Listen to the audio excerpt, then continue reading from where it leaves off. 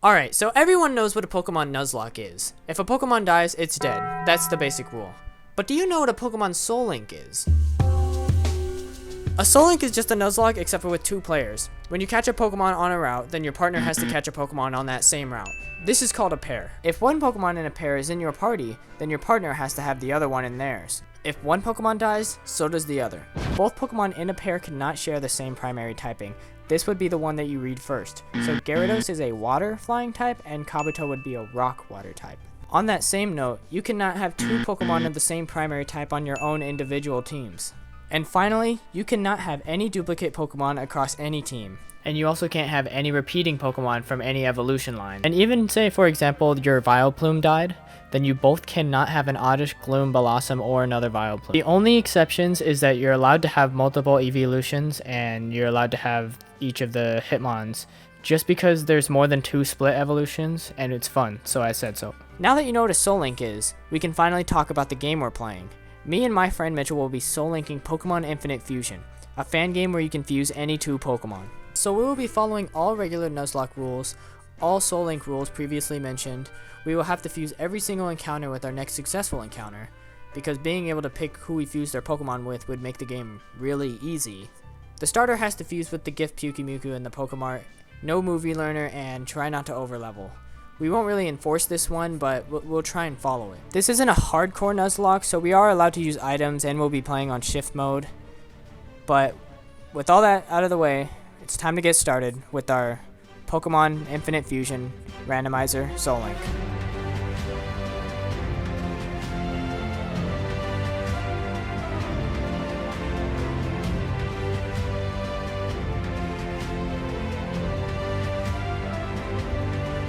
The first thing we do is pick our starter. Since we have to pick the same Pokeball on the table, we only had three options. Mantike and Marill, which we couldn't pick because they were both water types.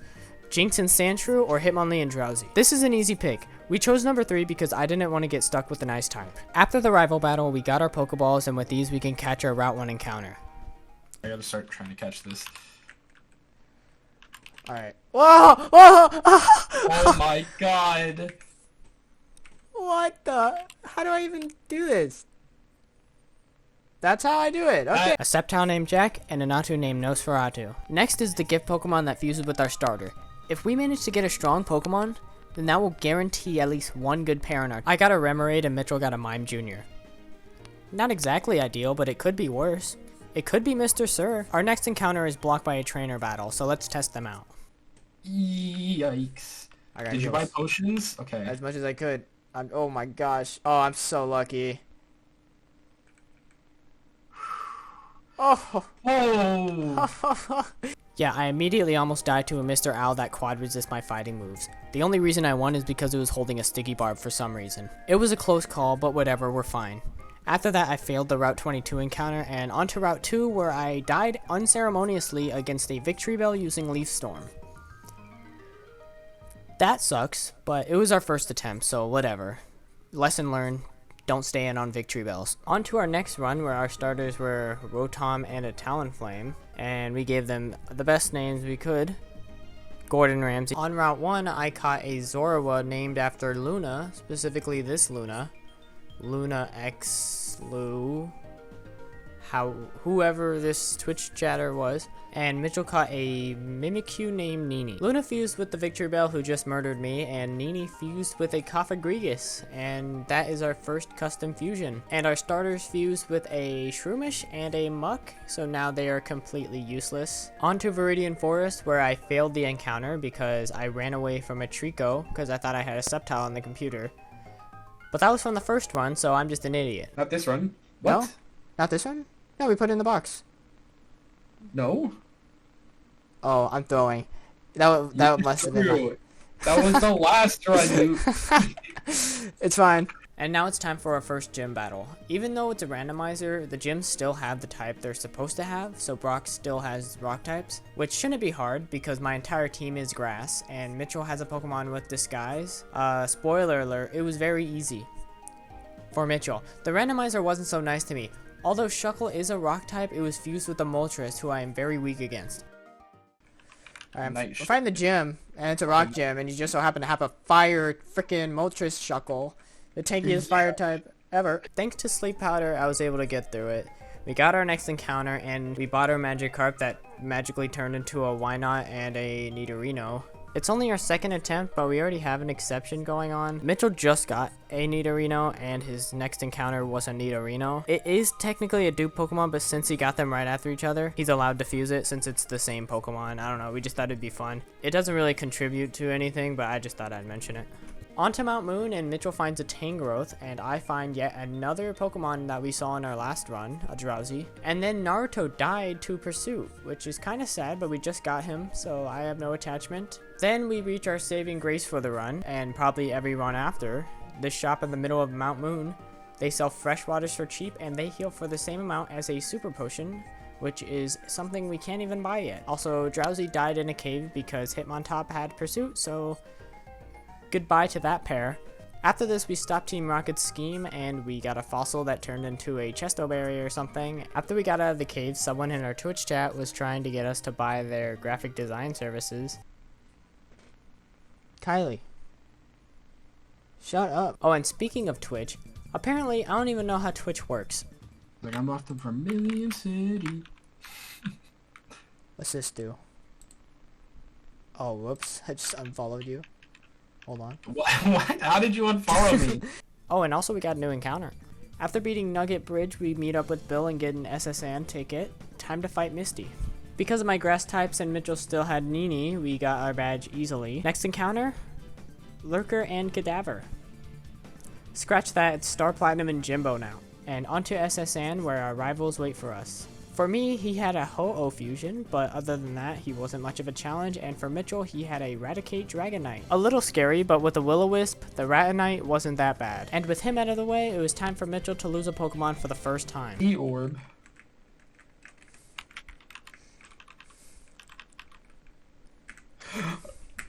I wasn't thinking. Oh my god. Who was that? It's slow, bro. After beating the third gym, our last encounter fused on the way to Rock Tunnel, where we found a new fusion pair that was named after the best Twitch chatter a man could ever ask for. Oh, I see. How'd you find my stream? Yeah, how'd you do it, huh? Just interrogating. You're treating it like unusual. This is for you. Onto Rock Tunnel, where it is dangerous to go alone, according to the old man from Zelda, and he gives us a sword. Well, not a sword, but a Honedge. And not a Honedge, because it's randomized, so I got a Scizor, which is close enough. And Mitchell got a Ralts, and that sucks. When we made it to Lavender Town, we had a fishing encounter, a Sandslash and a Quillfish. You know, I could use a ground type, and Mitchell doesn't have any water types yet. This could be a good pair. Never mind. Mitchell ran away on accident. Cool. And then I killed Unusual. Sorry, Unusual. It's okay, I have a water type to replace him. And Mitchell has a better ground type. In Celadon City, I got an Infernape. That is a good Pokemon. Too bad my fusion ruined it. But our next encounter will make up for it. My encounter was a Ladian, and Mitchell got a Quagsire. Oh well. Team Rocket has taken over the sewers, so we team up with Erica to take them out. In the sewers, we found a Togekiss and a Fracture. This could be the turning point of our run, but not if Erica had anything to say about it, and she did. She murdered Togekiss in cold blood. Waiting for us at the end of the sewers was Giovanni, the leader of Team Rocket, and he sent out a Pit-Blade that my Luna dealt with, and then he sent out a Snorper that body slammed half of Luna's HP, but Star Platinum was able to slap him awake. And he drops his attack. Attack. Yes, Snore. This guy. Okay. The audacity.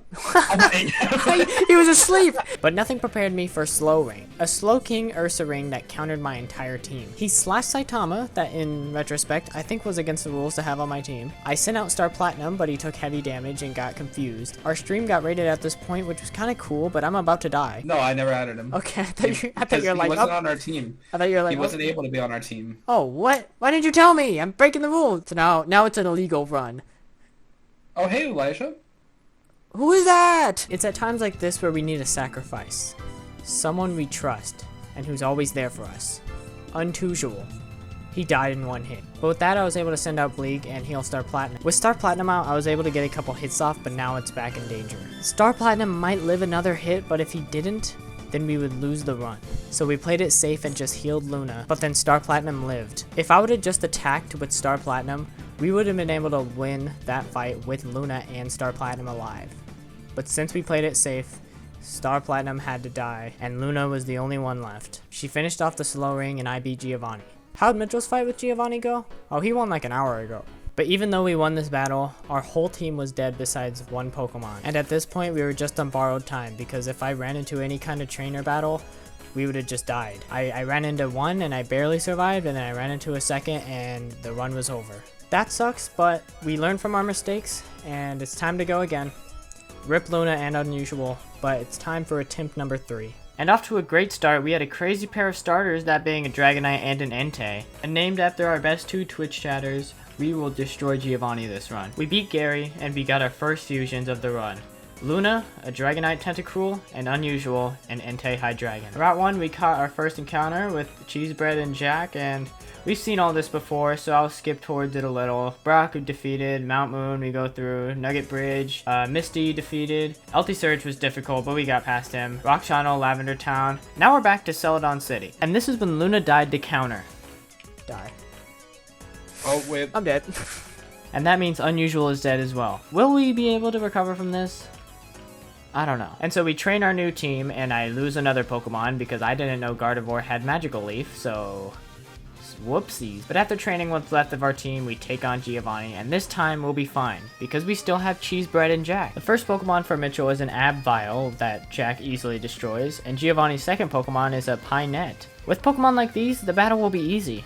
Mob uses Shadow Ball, but the Pinette has Sturdy and lives, and then uses Payback, a move that deals double damage if the attacker moved after the target. And Jack is weak to Dark, so he Mega dies. And after that, our teams just fell apart and I died to Giovanni once again. Dying to Giovanni is annoying, but that run had been going downhill ever since Luna and Unusual died. This time, we will learn from our mistakes for real this time. We start with our starters, Tailbane the Swampert and Malin the Gliscor. Tailbane immediately gets ruined by fusing with the Jinx, and Malin fuses with the Porygon Z, and then dies to a Dial Zone. Dang it. Reset. Alright, great start. We have a Duosion and a Metang. They fuse into a Duosion Kirlia and a Lugia Metang. I get a Gibble Milotic, and Mitchell gets a Sceptile Blaziken. Brock is Child's Play. Mount Moon, I die to a Fairy Flying type Grandmance. Of course. If it's too good to be true, it probably is. And for our next run, a Dragonair and a Dusclops starter sounds good till you realize that Dragonair doesn't learn a move till Dragon Rage at level 15. It fuses with the Muck and doesn't help my situation at all, while Mitchell gets a fuse with his Dusclops with a Genesect. But no matter how many encounters we catch, I get a Spinarak, not good, but it could be worse. It'll fuse with something good, hopefully. So what's my next encounter? A Spearow. Okay, so never mind, that's horrible. At least Mitchell has a Jolteon Clefairy. My next fusion will be good. It's a Bonsly Xatu. Next encounter was a Granbull named Stupid Dog. Finally, a Pokemon that will be a good fusion. And my Dragonair will learn Dragon Rage in 1 level. The run is looking up. Just kidding, he dies to Dragon Rage. It's paralyzed again. Man, I'm getting lucky. Okay, how did I miss? How did I miss? What? Of course. Granbull fuses with a Munchlax, and my Spider-Bird died to a Scizor, then Quandale dies to Alakazam. Now you might be wondering why I'm only focusing on myself. What about Mitchell? How's he doing? Bro was cruising through with a Steel Dragon Haxorus. All his other Pokemon were good as well, but I kept killing them. So he's fine with Dragon Raging his way through Mount Moon while I'm struggling with my stupid dog, losing all hope for this run. And that's when something special happened. Shiny! What? Mitchell found a shiny Mantike. Now, Mantike is garbage, but since it's a shiny, it's a free encounter. So I caught a Clink and named it something that I desperately needed. Hope. And just like that, the run started looking up. Misty, destroyed. Clink fuses with a Prinplup, and Mantine fuses with a Tangrowth. SSN, LT Surge, I started getting the good Pokemon, while Mitchell started getting the bad ones. And now it's time for the sewers, where our last 2 good runs both ended at the hands of Giovanni. So we went in there, and Erica obliterated our encounter, and standing face to face with Giovanni, we challenged him. And he had bad Pokemon for me. It was very anticlimactic. Mitchell had to deal with a Giga impacting Snorlax, but with some potions it wasn't very challenging. So not all of Giovanni battles are treated equally. But who cares about that? We won without any deaths. We could finally continue the game. We go back to Lavender Tower where Mitchell fought a crazy Jolteon Reuniclus that killed 3 of our Pokemon, but it was the ones we didn't care about, so it was fine. Erica defeated for once. We go to Safari Zone and catch nothing because it was all duplicates. After training we fight Koga where nobody dies, and Koga defeated. Now we go on to Saffron City, which has been taken over by Team Rocket. Fight the dojo because they give us a free Pokemon, but because of Hitmonlee Zapdos, Jontron died. Not that Jontron, but my Jontron. I didn't mention him before, but I've had him since the beginning. And with one Pokemon down, we go through Silphco Tower and fight through Team Rocket, and we make it back to our arch nemesis, Giovanni. And for this battle, we teamed up with our rival to fight him, so it made it a double battle, which would have been scary if both of my Pokemon were my Pokemon. But since my rival's Pokemon was on the left of me, I didn't have to worry about it, so I just spammed Earthquake and killed everyone. It wasn't so easy for Mitchell. Giovanni had a Reshiram Lugia along with a Pidgeotto Electivire. It double targeted Mitchell's Porygon Z Chandelure. Reshigia one-shotted Manny the Shiny, one-shotted his Executor Farfetch'd, and his Nidorina Ampharos. That was single-handedly 4 Pokemon killed by Giovanni. We had no more encounters to catch to fight Sabrina with, so me with my 2 Pokemon fought Sabrina and died to a Dark Nucleus, Dark Reuniclus. I was fighting a strong Pokemon. Oh, I know it's a raid. Guys, leave! I died to Sabrina, but Giovanni caused our downfall yet again. Let's just say I died on purpose so Mitchell didn't have to be blamed for losing the run. Hopefully for our next attempt we are luckier and smarter. Let's go attempt number 6. My starter is a Dino Munchlax named Symphony, a Twitch chatter, and Mitchell got a Tentacool Omastar named Oh Mama. I don't know what that means, but I got a Magikarp Scyther named Daco, and Mitch had a Vigoroth Roserade named Ergo. Brock, done. Mount Moon, Oh Mama died to Magnitude. Rip Symphony. Misty, that's nothing. Boat, easy. LT Surge, simple. Rock Tunnel, cleared. Sewers, painless. Daco is carrying me. Onto Lavender Tower where Mitchell kills him. It has signal. Who's that? No. Okay, we lost. Our run is over. This is why you're supposed to train other things. While training up my Pokemon, I accidentally killed another Pokemon who was named after Symphony, who just died earlier, so I guess Symphony isn't meant to live. But I didn't stop there. I also killed my Pikachu Blaziken that was paired with Mitchell's best Pokemon. Things aren't looking too good. But a new pair is starting to shine. A Furret Duskull and a Gardevoir Ninetales. Their names were King Bob and King Bob Neo. And on our way to Fuchsia City, we got a Dr. Fretz, a Mr. Mime Magneton, and Asley. I don't know if it's supposed to say Ashley, but it says Asley in my script. A Flygon Spiritomb. Safari Zone, stupid. We encountered legendaries that ran away. Koga, managed. Onto Saffron City. Dojo, Symphony number 3 died. Rip. But other than that, piece of cake. We got addicted to Voltorb Flip and then went to Silphco. Time to fight Giovanni again. A bad switch by me killed one of my Pokemon, but since I never mentioned them, it doesn't matter. But then I won, and King Bob evolved. Mitchell's fight was a joke. Giovanni, painless. Since I had a Steel-type Dr. Fretz and Mitchell got lucky with the randomized Pokemon, Sabrina was easy peasy. Sabrina, lemon squeezy. Finally caught back up. We can continue the game. We make it to Cinnabar Island and there's an Absol. Just kidding, it's actually a Hoo-Hoo for me and a Mudkip for Mitchell. It's time to fight the gym. Except for the gym is actually locked and we have to go find the key at the Pokemon Mansion. Or talk to the gym leader in this game. And now we can challenge the gym. Inside, we answer the trivia questions 100% correct because we are Pokemon experts. And the actual gym battle was easy for both of us. Blaine? Apparent. With that finished, we go to the Sevi Islands and fix a computer. We find Team Rocket in Mount Ember and beat them up and find the worst person at the end of the cave, Giovanni. And he sends out the dumbest Pokemon we have ever seen, Zapmokuno. It has 3 health bars and you have to attack them separately. Mitchell hits the Articuno part and it hits him back 3 times in a row. It uses Safeguard, so we can't use status moves. It gets Omni Boost off of Ancient Power and it one-shots his water type. All his ground types are weak to ice and Mitchell gets blitzed by Freeze Dry. There is nothing we could have done. Zapmokuno, an overwhelming loss. So now on top of everything else in this run, we have to be preparing for the Zapmokuno fight the entire time, so I guess it's good to know. But for now, we just have to make it back to Mount Ember. On to our next run. Our new starters are a Squirtle Bibarel and a Machop Natu, and I died to a Scizor. Okay, new run. Miss Magius Mareep and an Articuno Magby. Brock, comical. Mount Moon, I died. Okay, starters. Beldum Beedrill, Megabob Mark II, and Combuskin Bayonet, Combobskin. I died to a Garchomp Arcanine in Viridian Forest. Okay! Pinsir Ninetales named Centipede, and Venusaur Quagsire named Arc. Brock, uncomplicated. Mount Moon, Fossil confiscated. Misty, evaporated. Boat, evacuated. LT Surge, devastated. Rock Tunnel, situated. Voltorb Flip, appreciated. Sewers, contaminated. Now it's time for Giovanni yet again. He killed one of my guys, but it didn't matter, so good job us. Moving on. Erica, annihilated. Lavender Tower, elevated. Koga, mutilated. And now it's time for our second Giovanni fight. I just spammed Surf and killed every Pokemon, including my rivals again. Mitchell, on the other hand, had to fight 2 scary fusions and lost half of our team. And I forgot to say this in my original recording, but we beat Giovanni. Since I have a Ghost Dark type and Mitchell had a slacking Tangrowth, Sabrina wasn't too hard. Sabrina, exterminated. We made it back to Cinnabar Island, and putting the gym aside, we make our way to the Sevi Islands to prepare for the Zapmo-Kuno fight. Then we remembered next to Bill's house there's a surf area that we've never went to before, so we went back to check it out just in case there's any encounters that we can get. There was a town, and inside a hotel a girl asked us to battle her very strong Bellsprout. I accepted the fight and she sent out a level 45, which was normal around our level, so Mitchell started the battle as well. She sent out her second Pokemon, and in the regular game, it's supposed to be a very high level Bellsprout. Normally, that would be easy to deal with since Bellsprout is weak, but since we are randomizing, it's a random level 77 fusion.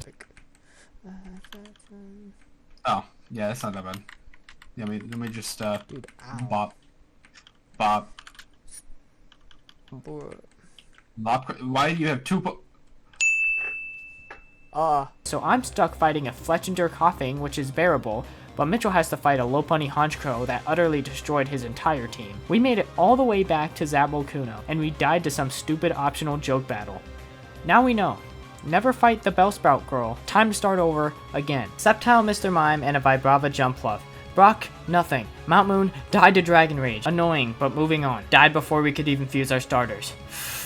Slugma Mewtwo and a War Turtle Turtwig. Brock defeated, Mount Moon gone, Misty killed our starter, how could she? Our new favorite Pokemon is Blackbird, my Murkrow Whimsicott, and Mitchell's Godzilla, his Tyranitar Sandile. LT Surge, easy. Rock Tunnel, took forever. Lavender Town, we'll get back to that. On to our 9 encounters in Celadon City. Mitchell got a Charizard Groudon named Dragon, and my side of the pair was an Umbreon Weezing named Gas. They're the new favorites. In the sewers, we managed to capture our encounter despite Erica trying to murder everything in sight. And now it's once again Giovanni time. And according to Mitchell, it was... Okay. Easiest Giovanni of our entire career.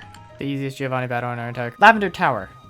We came back. On our way to Fuchsia City, Godzilla dies to a high-power play rough used by Azumarill Raichu. Good thing we found new favorites. Safari Zone. We actually caught nothing. And training on Bicycle Road, we were joined by Tyler and AZ and his piano playing. Then we went back to beat Erica, and I forgot I was recording, and I started playing the monkey game. Anyways, it's time for Silphco Tower. I killed Terry, my bad, and after getting new encounters in preparation for Giovanni, it was time. And of course, in this double battle, he has an Espeon Kyogre that has Origin Pulse. And after killing Gas, Giovanni, I hate you. Sabrina luckily had weak fusion, so it wasn't too hard. If you noticed, I'm struggling to live, and Mitchell has this mega looking Lucario Zoroark that is carrying him. And we're finally back to Cinnabar Island. We finally made it back to Zapmo-Kuno. And inside the Pokemon Mansion, I fight a trainer with a Latios Oddish that is strong against my whole team, and we die at the 7th gym again. We lost in the same spot, but we can't let it get to us. We start with Skarmory Ekans and a Parasect Umbreon, and these fusions were so bad we just reset. We start with a Steelix Caterpie and a Haunter Quillfish. We caught some good Pokemon and we go to Pewter City. Brock killed me. He had a Fire-type Rhyhorn and he killed me. Okay, these little runs are annoying, but they're not that big a deal. We just need to make it back. Attempt number 15. Lucario Dugong and Venusaur Garchomp. This is good. We died in Viridian Forest. 16. Scizor and Wailord. Good starters. Died before Viridian Forest. 17. Died in Mount Moon. 18. Brock defeated. Misty defeated. LT Surge easy. Erica kills our encounter. Now it's time for our first Giovanni fight. I defeat him, but he kills Mitchell. Restarting. 19. Wow, 5 Lucky Eggs. This one looks really promising. There we died in Viridian Forest. 20. Brock, Misty, Surge, Giovanni, Erica kills me. 21. Mitchell's save corrupted. And attempt 22, we died on Route 22 to our rival. Okay, time to calm down and go Pokemon Challenges mode. Why are we losing and how do we win? The first thing you can say is that it's a skill issue, which is valid. There's 2 main mistakes that we keep making. The first problem we always have is not looking up every single Pokemon. When we are battling a trainer that has a fusion that is made of 2 Pokemon with 2 separate types, We have to figure out what combination of types it is. This isn't that hard to do sometimes, but you can think too quick and end up electrocuting a ground type on accident. Or on the other side, we can forget one of the unused types. So let's say example, I'm against the Houndoom Nidoking, a dark ground type. I can easily counter that with a grass Pokemon, except I can't. Even though it is a dark ground type, which is weak to grass, it still is a Houndoom, so it will have Fire Fang or Flamethrower or whatever. It's just something that's easy to overlook, and sometimes you forget about it when you're playing for 8 hours at a time. And on the topic of movesets, this introduces deceptively strong Pokemon. A Duosion Oddish is not scary late game when you have high level evolved Pokemon, but since Duosion has a crazy special attack stat, this fusion would have 108 special attack, and at a high level Oddish can learn Petal Dance, so this can just nuke someone on our team if we aren't paying attention. Even if I send out a dark type Pokemon to deal with this Oddish, who basically has Psychic, Grass, and Poison typing, Oddish learns Moonblast for some reason. Plenty of Pokemon have sneaky movesets. Normal types have fighting moves, random Pokemon have Signal Beam, and everything has a dark type move. It's scary just to own a ghost or a psychic type. Basically, we just need to pay attention to literally everything all the time, even though it's super tedious. The second thing is something that haunts all Nuzlockes, being underleveled. I'm a firm believer of not using rare candies. If it's a live stream, then no one wants to watch grinding, so who cares? But on a YouTube video, that's what editing is for. If you catch a Pokemon and immediately set it to the level to fight the next boss, to me it just defeats the purpose of half the game. But either way, we weren't using rare candies and we were being lazy with our level, or just inefficiently spreading out our XP. We'd have one good Pokemon and the rest were 5 levels under or so. Maybe there'd be 2 good Pokemon, or maybe they would just be all under level because we had to change our team because we just almost wiped to Giovanni. It's a skill issue, so we'll fix it. But it's not like skill's the only thing that's holding us back. It's also luck. Obviously, it's a part of the challenge, but I don't think you understand how much we have to go through. Let me show you an example. Pretend you are playing a randomizer Nuzlocke. Every encounter is random, and to keep it simple, let's just say you have a 50-50 chance of getting either a good Pokemon or a bad Pokemon. That's not too bad, but since it's a Soul-Link, add another player. Now you both have a 50-50 chance of getting either a good Pokemon or a bad Pokemon. From this, there are 3 outcomes. You both get a good Pokemon, this is a good pair. You both get a bad Pokemon, this is a bad pair. Or one person gets a good Pokemon and the other gets a bad Pokemon. This is also a bad pair. The reason is because now someone will have a bad Pokemon, and if the weak Pokemon dies to something, or if you need to sacrifice it for whatever reason, then that kills the good Pokemon that was on the other team. So it drags that guy down, and then he loses a Pokemon, and that kills one of your guys, and now you only have 3 Pokemon left on each of your teams, and then 1 strong trainer, and you're both dead. And obviously this is worst case scenario, but 9 times out of 10 you both end up worse off in the end. So out of the 3 scenarios, only 1 is good, but we still aren't done yet. Since we have to fuse every Pokemon, this is only half of our encounter. We both have to catch 2 separate Pokemon to count as 1 team member. So we go through this again, and now there's 6 outcomes. Now, in most situations, only 1 of these outcomes is good, and that's a small percent that can happen. 4 good Pokemon in a row. That's like 0.0625%. And that's just being stupid simple with the math. But most of the time, someone, if not both of us, will have a bad Pokemon in the mix. But that doesn't always mean it's a bad fusion. Sometimes you can get lucky with a good typing or a random good move from a bad Pokemon. At the very least, it's always possible to use these mediocre fusions, but even 1 bad Pokemon could also ruin a pair. If I get super duper lucky and got Rayquaza as my first encounter,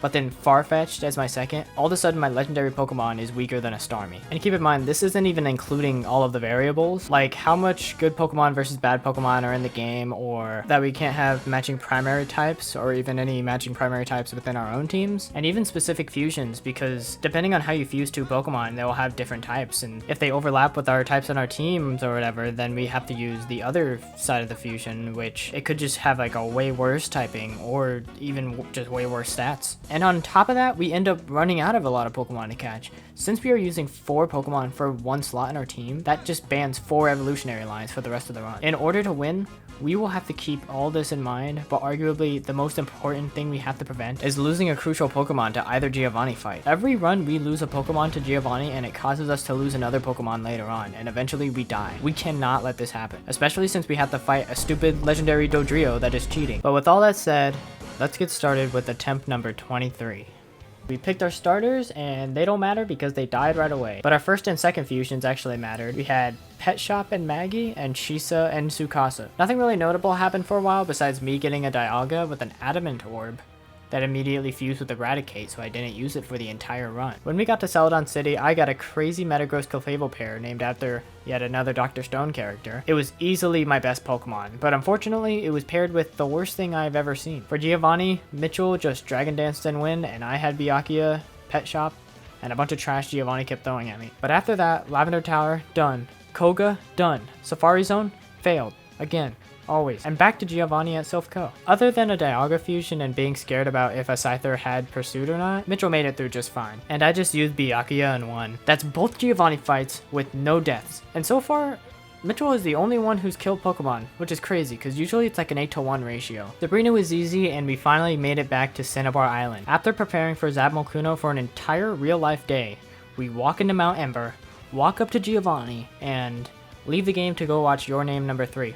We did have to convince Mitchell to go though. Dude, 9:40 today at the one next to my house. AMC or Harkins? Harkins. I see. We could actually make that one. Yeah, we could. Let's just do it. Oh. Mitchell, Why not? stop being a baby. Why not? Why not? Mitchell, you didn't even want to fight this boss today anyway. Mitchell, give me a valid argument. Give me a valid argument, Mitchell. And maybe I'll why don't you want to watch this movie? I don't want to go watch the movie right now. Okay, but why? Because I don't want to? Bruh, look, Today. whatever. Mitchell, I'm leaving. I'm going to get you. Oh my God. Alright, it's settled. The movie was epic, and we had a good time, and I'm sure Mitchell was glad we forced him to go. The next day, it was business, and it was time to fight Zapmokuno. Starting with our rock types, Thors and Taiju, our goal was to one-shot the Articuno section of Zapmokuno with Stone Edge to get rid of Freeze Dry. For me, he lives, but Mitchell successfully pulls it off. Actually, Mitchell just successfully pulls off everything. His Sudowoodo fusion killed it in like 3 turns. And even though it took me a bunch of turns, all it took was my Steelix Rapidash. It turns out that rock, ice, fire, electric, and flying can't do anything to rock. Right after that, we had a free Moltres encounter that randomized into duplicates that we couldn't catch. But that didn't stop it from killing Mitchell's Ladian, which in turn destroyed the carry of the run. Either way, after the most anticipated battle that we both ended up solo sweeping, it was time to move on straight back to Giovanni because he's the 8th gym leader. Using a familiar strategy, Mitchell used Shisa to Dragon Dance her way into getting one-shot by Fissure. There goes the first Pokemon we've ever caught. But now it's time to fight the Elite Four. And to fill out the missing spot on our team, Mitchell brought a Crocodile Gengar, named after yet another Dr. Stone character. And I got a bird with a gun. At this point, I switched our screens for some reason, so Mitchell's on the left and I'm on the right. I don't know why, but I figured I'd point that out. On our way to the Elite Four, I found a shiny fusion that looked very epic. I have no idea. I don't remember being there. Holy What? And even though it was a duplicate encounter, we made a special exception for it and then never used it anyways. After preparing our teams and meticulously planning our strategy, we go into the Elite Four room and absolutely steamroll the Elite Four. Like, it wasn't even close. It was very anticlimactic. And this is why. We were way too overleveled. We didn't mean to, but we were under the impression that the champion had level 70s, and we thought that was weird because we were level like 55-ish. And the reason we were so confused was because at the time, the wiki wasn't like trustable.